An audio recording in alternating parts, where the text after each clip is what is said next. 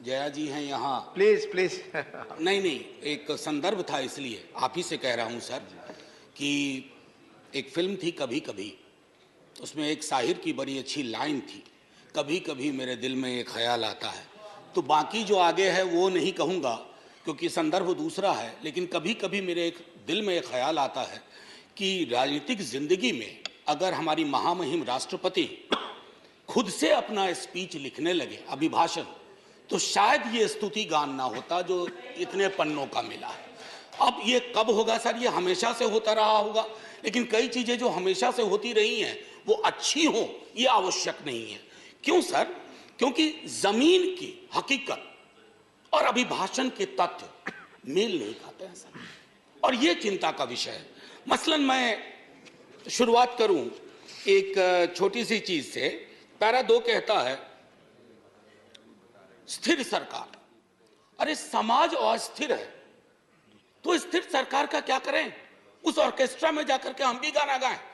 समाज में अस्थिरता के लक्षण जहां चले जाइए, क्षेत्रीय आधार पर, धर्म के आधार पर, जातिगत विषमता के आधार पर इतनी अस्थिरता है और हम स्थिर सरकार का महिमा मंडन करें।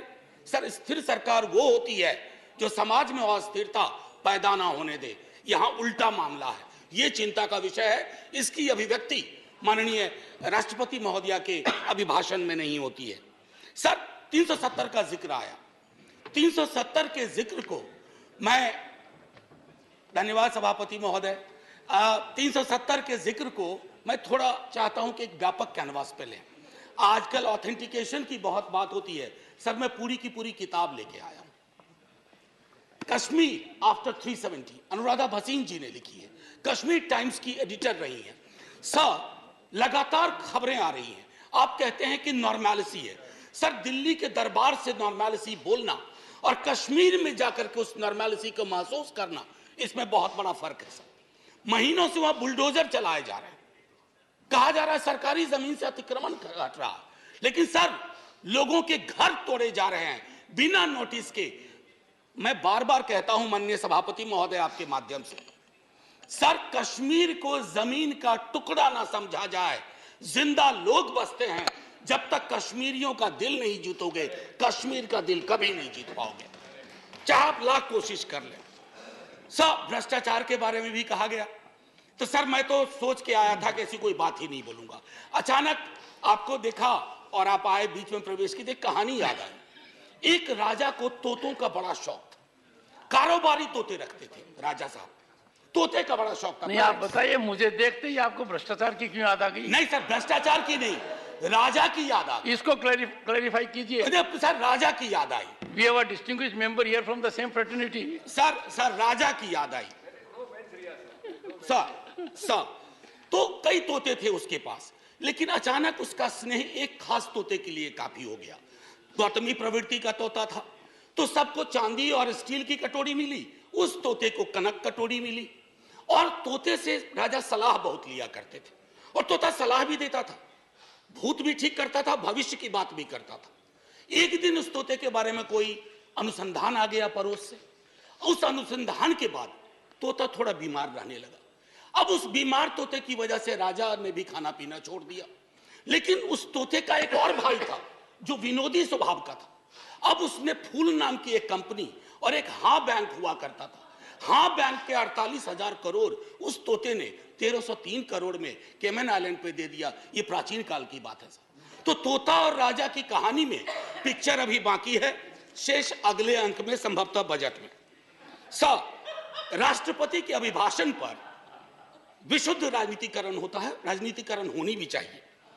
लेकिन सर 2018 से लेकर अब तक जब अभिभाषण में आप कंटेंट एनालिसिस करो तो 43 बार 2014 का जिक्र होता है।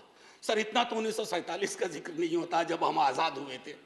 2014, ये कौन से इतिहास की समझ विकसित कर रहे हैं कि 2014 से पूर्व इस देश में अंधेरा था और 24 में अगर कुछ और हो गया तो देश में सन्नाटा हो जाएगा। सर, शून्य और सन्नाटे के बीच में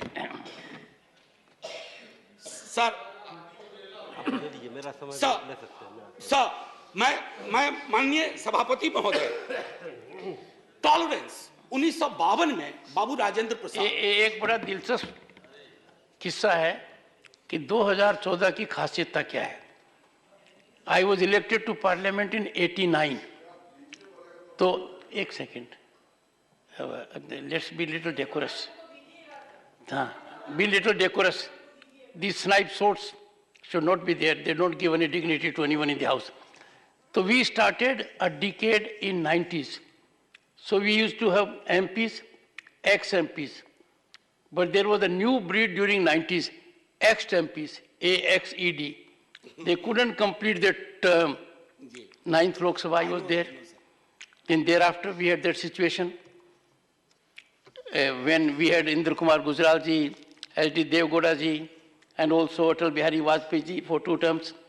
So that particular phase of 30 years where the country had coalition governance came to an end in 2014. That was the reason. एक सेकंड, जयराम जी, अच्छा, I said AXED. माननीय सभापति महोदय, मेरे वक्त वैसे भी हम लोगों का अच्छा वक्त नहीं चल रहा है, तो मेरे वक्त में 2 मिनट का इजाफा कर दीजिएगा। एक स्पीकर हमारे और होंगे, संभव उनका कट जाएगा। सर प्लीज, मैं क्यों कह रहा था, आप मेरे भावार्थ को नहीं समझे। 2014 सर, इतिहास बोध 2014 से नहीं होगा, फिर क्या कहेंगे 47 में। हम पहली आजादी की वर्षगांठ हमने 48 में मनाई थी सर, तब तक बापू को खो चुके थे। हाँ, आज 75वें वर्ष में इस तथाकथित अमृतकाल में मैं ये देख रहा हूं कि गांधी की हत्या करने वालों का महिमा मंडन हो जाता है। ये भी है, ये है। इसके लिए 2014 चिंता का विषय था, और कोई नहीं। प्रधानमंत्री डेमोक्रेटिकली इलेक्टेड हुए, कौन विरोध करेगा। लेकिन डेमोक्रेसी में कई एनोमलीज आ रही हैं, विसंगतियां आ रही हैं, उनका जिक्र ना करूं तो पार्लियामेंट फिर किस बात की। सर राजेंद्र बाबू तक टॉलरेंस की बड़ी बात हुई, उनसे लेकर के सहिष्णुता की बात हुई। अब सहिष्णुता शब्द गायब है अभिभाषण से। क्या नहीं चाहिए हमें सहिष्णुता? क्या हम नहीं देख रहे हैं कि हमारे समाज में कटीली दीवारें लगाई जा रही है कौमों के बीच में? बुलडोजर प्रतीक बनता जा रहा उत्पीड़न का, माइनॉरिटी राइट्स के हनन का। ऐसे दौर में सर, ऐसे दौर में टॉलरेंस शब्द का बार बार उठान होना, बयान होना यह आवश्यक था। टॉलरेंस शब्द को दूर करके you are appearing basically as an intolerant government which is not in the grain of Indian democracy. Agniveer का जिक्र हुआ सर। अग्निवीर, कभी युवाओं से पूछिए कि पूरी जिंदगी जो तुम ये तैयारी कर रहे हो सिर्फ 4 वर्ष के लिए। सर हम सब, मैं नौकरी में हूं सर, मैं नौकरी में हूं, इसलिए सामाजिक सुरक्षा पेंशन की गारंटी है सर, गारंटी है। ये कौन सा निजाम कर रहे हैं सर इस देश में? मैं जिक्र नहीं करना चाहता हूं कि ये क्या है। ये तो लॉलीपॉप भी नहीं है, ये जहरीला फल है जो समाज में है। कभी उन युवाओं से पूछिएगा कि उनको ये 4 वर्ष वाले आइडिया का वो क्या सोचते हैं। सर लगातार फॉरेन पॉलिसी पर भी मैं देख रहा हूं अभिभाषण चुप सा होता जा रहा है। फॉरेन पॉलिसी पर बात नहीं होती। सेना की सुप्रीम कमांडर है हमारी राष्ट्रपति जी। सेना के सुप्रीम कमांडर को क्या यह अंदेशा नहीं है कि चाइना के बॉर्डर पर हालात उचित नहीं है? मैं माननीय रक्षा मंत्री के बयानों को सुनता हूं तो चिंता होती है, लेकिन डिनायल है, डिनायल है सरकार की तरफ से। एक पड़ोसी के लिए तो लाल आंख निकाल देते हैं, दूसरे पड़ोसी के नाम पर आप चुप हो जाते हैं। Honorable member, security is a very sensitive subject, and you are a professor. We expect such a subject to be taken up very seriously, and let it not be usual discourse. Go ahead. Sir, I am a student of political science and history. In 1962, when India was at war with China, we had debated that in this parliament. Sir, national security, definition of national security is not the core prerogative of the ruling party. We are equally concerned. और मैं तो कहूंगा कि तराजू उठा लो ना भाई, आविष्कार करवा लो किसके अंदर कितना पेट्रियोटिज्म है, पता चल जाएगा हकीकत क्या है और फसाना क्या है, अफसाना क्या है। ये मैं कहना चाहता था। सर लगातार बीते वर्षों में अगर मैं कहूं, फिलिस्तीन का जिक्र हुआ करता था। हमारे हमारे सारे प्रेसिडेंट वाजपेयी जी के टाइम तक फिलिस्तीन पे चुप हो गए। काहे को? क्या वजह है? क्या हम अपनी विदेश नीति में ये ताकत नहीं पैदा कर सकते कि oppressed community anywhere is are will shall have our concern? कितना बदल गए हम सर। मैं जानता हूं हिंदुस्तान के नजरिए से देखिए, लेकिन हिंदुस्तान की नजर मत बदलवाइए। जो 47 में नींव रखी थी गई थी, उस नींव को मत हिलाइए। उस नींव को हिला दीजिएगा तो पार्लियामेंट की बिल्डिंग भी ढा ढा के गिर जाएगी। ये चिंता का विषय है सर। जुडिशियरी, उसके बारे में भी जिक्र था। जुडिशियरी पर आजकल मैं देख रहा हूं 2 चम्मच सुबह 2 चम्मच शाम के हिसाब से बयान आते रहते हैं सरकार की ओर से। साहब हम सब जानते हैं कि जुडिशियरी में रिप्रेजेंटेशन होना चाहिए। हमारा दल राष्ट्रीय जनता दल और हमारे नेता लगातार कहते रहे कि वंचित समाज SC ST OBC का जब तक प्रतिनिधित्व नहीं होगा, न्यायपालिका और न्यायालय दूर रहेंगे हमसे। लेकिन सर मामला अब बेसिक स्ट्रक्चर पर आ गया और बयान ऐसे आ रहे हैं जिनको ना मौलिक की समझ न संरचना की समझ। बेसिक स्ट्रक्चर पर मैं तो और किसी को नहीं कहूंगा, आप आडवाणी जी को देख लीजिए, उनको पढ़ लीजिए, पता चल जाएगा। माननीय प्रेसिडेंट साहिबा के बयान में जातिगत बहुत बातें हुई, SC ST OBC। सर पूरे देश में एक लहर चल रही है जातिगत जनगणना की। आपके भी लोग अब बोलने लगे हैं, सत्ता पक्ष के। सर मैं 12वें मिनट में खत्म कर दूंगा, हालांकि 2 मिनट आपको जोड़ना भी था सर, माफी के साथ। मैं सिर्फ ये कहना चाहूंगा सर कि जातिगत जनगणना के लिए सरकार, आपका कोई नुकसान नहीं होगा। मैं आपको यकीन दिलाता हूं, थोड़ा फायदा होगा। हकीकत देखिए कौन कहां खड़ा है, इसलिए बिहार में हम सर्वेक्षण करवा रहे हैं। प्रेरणा लीजिए ताकि जिनका हक, जो वंचित रहे हैं, अब ब्लास्ट फ्रॉम द पास्ट अक्सर आता है, नाम बदलो नाम बदलो। डेली पार्लियामेंट के बाहर कोई पूछता है आज वो फलाना का नाम बदल रहा है। मैंने कहा यार पीस मिल में क्यों करते हो, खुदरा खुदरा कर रहे हो, थोक में करो, थोक में करो। अभी मंत्रिमंडल का विस्तार शायद होगा, एक मंत्रिमंडल बनाओ, नाम बदलो मंत्रालय, एक साथ बैठ करके एक बार में हिसाब कर दो। अरे साहब नाम बदलने से इतिहास बदलता ना, तो नाम बदलने वाले खुद बदल गए, इतिहास नहीं बदला।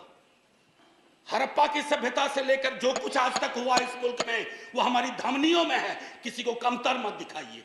और रही बात मुगलों की, आपके अंदर तो एक बहुत बड़ा मुगल है, वो भी बिल्डिंग बनाने का शौकीन था, अभी बहुत शौकीन है।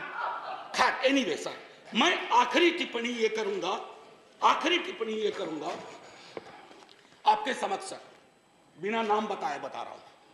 हम सबल केंद्र चाहते हैं, लेकिन केंद्र की सबलता संविधान से आती है, किसी दल के सत्ता पर एक अधिकार से नहीं आती। यदि केंद्र का व्यवहार न्यायपूर्ण नहीं रहा, यदि दलगत आधार पर प्रदेशों के साथ भेदभाव या पक्षपात किया गया, तो प्रदेशों में केंद्र विरोधी भावनाएं जन्म लेंगी। मैं नहीं सर, अटल जी 74 का भाषण। बस सर आखिरी, कुछ मित्रों ने इसे अनावश्यक कर्मकांड, यानी इस बहस को कर्मकांड का, मुझे तो यह सारा दृश्य प्रहसन सा प्रतीत होता है। राष्ट्रपति का अभिभाषण ही नहीं, इस पर होने वाली यह चर्चा करने वाला यह सदन, यह संसद कुछ अर्थों में बेमानी, व्यर्थ, जनजीवन से कटा हुआ। मैं नहीं, अटल जी, ये हमारे लिए आईना होना चाहिए। सर आखिरी सर, एक जय हिंद तो बोलने दीजिए सर, जय हिंद बोल देने दीजिए, 2 मिनट मेरा जोड़ना भी है आपका। सर मैं सिर्फ ये कहूंगा, जय हिंद बोलने से पहले सर ये अवसर होते हैं, सदन में जितने लोग हैं मैं सबका शुक्रिया अदा करता हूं, लेकिन लोकतंत्र नहीं बचेगा ना सर, तो सिर्फ अगर तंत्र बच गया तो कुछ बचेगा नहीं। जय हिंद सर, शुक्रिया बहुत बहुत। और आपके मन में कभी कभी ख्याल आता है, वो बाकी चेंबर में बताइए। जी सर।